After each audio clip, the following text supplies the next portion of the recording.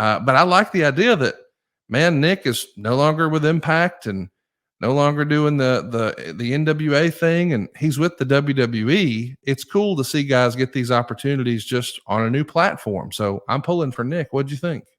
Same, and then more. I first met Nick when Dixie Carter brought Nick in to Impact over from the UK because I think Nick had some television exposure over there. I don't know.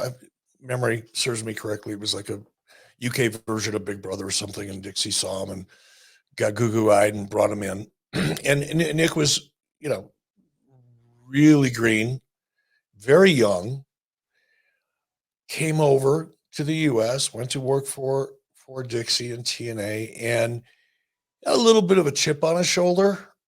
It was hard to really warm up to Nick initially. But over time, as I got to know Nick, and in particular, the kind of light bulb moment that changed everything for me, at least, can't speak for Nick, was when I was working with he and Sting. I had to produce them. And I think we had a little bit of a breakthrough there because I think Nick probably felt the same way about me because I'm not the easiest person to warm up to sometimes.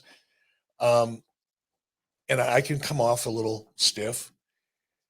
But we started working together and I just saw so much potential in him. And he took the chip off his shoulder and he opened up. And I really, really enjoyed working with Nick because I saw just an amazing amount of potential in him. Never really got the opportunity to follow through and work with him for an extended period of time. I ended up leaving TNA and Nick went on, but Nick has got so much talent. We often talk about that it factor and how you can't teach it. You can't put it in a bottle and sell it. You can't, you're either born with it or you're not. It's the gift. It's like having a great voice. You can improve upon a great voice if you were given that gift at birth. But if you don't have one, no matter how much effort you put into it, you're just never going to be able to be a great singer. And charisma and that intangible quality that separates superstars from those who are just really good at what they do is something you can't teach it. It's either there or not. And I saw in Nick early on that it was there. And for whatever reason, Nick has, the path that he's taken has been a little circassious. He's gone around the block a few times and weaved his way around and has finally ended up in a role where I think you're going to see an amazing character emerge.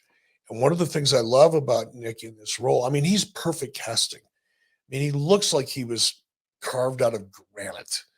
He's got the looks of like a movie star, like he came out of central casting. He's articulate as hell. And he can go. And that's one of the great things. One of the tough things about being in that general manager authority role, and I'm not talking about as a performer, but as a writer who has to write those scenes and create, emotion and drama. Someone, Adam Pearce is an exception. Adam could go if asked and needed to and has the credibility, but they don't use him in that respect. Nick, because he's so imposing physically, is going to be able to creatively now stand up to characters in a way that adds a dimension to that authority figure. When I was doing it on Raw, presumably I had the power to make or break people's careers because I was calling the shots in terms of who got to wrestle who and who put whose titles up and all that, typical general manager authority figure stuff. But Nick Aldis has the ability to back that shit up if he's pressed into a corner. Whereas a character like mine or Teddy Long's didn't really have that. Nick is going to add a dimension, or is capable, I should say, of adding a dimension to the creative aspect of being a general manager that very few people have been able to bring to the table. So I think it has the potential of really being fun to watch. And I'm therefore, I am so happy for Nick because this is the opportunity that I think Nick has been waiting for. And I think he's going to make absolutely in fact, I'm 100% sure he is going to put everything into it, and he's going to do his best to make it really work. And I'm there for it. I'm excited for him.